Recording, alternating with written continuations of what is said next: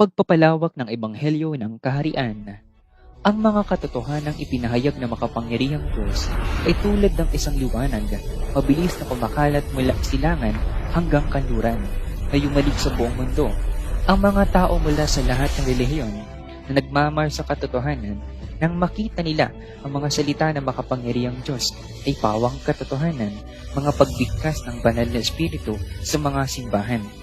Matapos marinig ang tinig ng Diyos, ang mga taong ito ay determinadong lumabas mula sa kanilang iba't ibang relihiyon o denomination. Tinanggap ang makapangyarihang Diyos at bumalik sa harap ng trono ng Diyos. Tinutupad nito ang mga salita ng Panginoong Hesus. Dinirinig ng aking mga tupa ang aking tinig at sila'y aking nakikilala at sila'y nagsisunod sa akin. Simula noong 1995, ang mga hinirang ng makapangyarihang Diyos ay nagsimulang ipalaganap ang ebanghelyo ng kaharian sa mga huling araw. Noong 2005, ang ebanghelyo ng kaharian ng Diyos ay lumaganap mula Hilaga hanggang tibok ng China at sa mga hangganang lugar na sumasaklaw sa buong mainland ng China sa loob lamang ng 10 taon. Ang ebanghelyo ay umabot sa pinakamataas nito noong 2012, kung saan milyong-milyon sa China ang tumanggap sa gawain ng makapangyarihang Diyos sa mga huling araw. Mula noong 2012, dinala ng mga pinili ng Diyos ang ebanghelyo ng kaharian sa mga bansa sa ibayong dagat. Sa loob lamang ng isang dekada, ang iglesia ng makapangyarihang Diyos ay naitatag sa bawat pangunahing bansa ng bawat kontinente sa buong mundo. Sa Asia, naitatag na ang simbahan sa Pilipinas, India, Nepal, Indonesia, South Korea, Japan, Thailand, Myanmar, Vietnam, Malaysia, Singapore, Mongolia, at iba pa. Sa North at South America, ang simbahan ay naitatag na sa Estados Unidos, Canada, Mexico, Brazil, Colombia, Ecuador, Venezuela, Cuba, Peru, at iba pa. Sa Europa, naitatag na ang simbahan sa United Kingdom, Germany, France, Russia, Italy, Poland, at iba pa. Sa Oceania, naitatag na ang simbahan sa Australia, New Zealand, Fiji, at iba pa.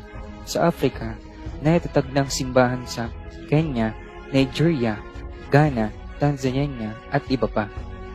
Ang iglesia ng makapangyarihang Diyos ay naitatag na sa mahigit 100 bansa na tinutupad ang propesiya sa Biblia. At mangyayari sa mga huling araw na ang bundok ng bahay ng Panginoon ay matatatag sa taluktok ng mga bundok at magiging mataas sa mga burol at lahat ng bansa ay magsisiparoon doon. Ang ebanghelyo ng kaharian ay lumalaganap bawat segundo ng bawat araw, kung saan ang mga tao mula sa lahat ng bansa ay nagsisiyasat at tinatanggap ang gawain ng makapangyarihang Diyos sa mga huling araw. Sa iba't ibang bansa, ang mga taong hinilang ng Diyos sa mga iglesia ng makapangyarihang Diyos sa lahat ng bansa ay kumakain at umiinom ng kasalukuyang mga salita ng Diyos araw-araw. Mas maraming kanilang binabasa, mas nagiging maliwanag ang kanilang puso. Nasisiyan sila sa pagdidilig at pagpastol ng mga salita ng Diyos.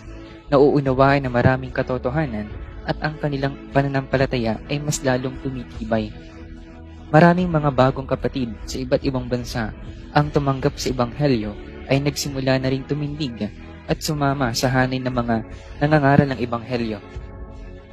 Lahat ay nagsisimulang gawin ang kanilang makakaya upang ipakalat ang ebanghelyo ng kaharian ng Diyos at magpatotoo sa pangalan ng makapangyarihang Diyos sa kanilang sariling mga bansa, bayan at sa kanilang mga sariling mga tao. Sa ilalim ng patnubay ng banal na espiritu, araw-araw, parami ng parami ang mga tapat na mananampalataya sa Diyos ang tumatanggap sa ebanghelyo sa mga huling araw. Ang paglaganap ng pagpapalawak ng ebanghelyo ng kaharian ay hindi mapigilan tulad ng isang malakas na alon. Ang sangkatauhan ay unti-unting nagising sa mga salita ng Diyos, nagsisimulang tanggapin, kilalanin ang katotohanan. At ang mga salita ng Diyos ay namumuno sa lahat ng sangkatauhan.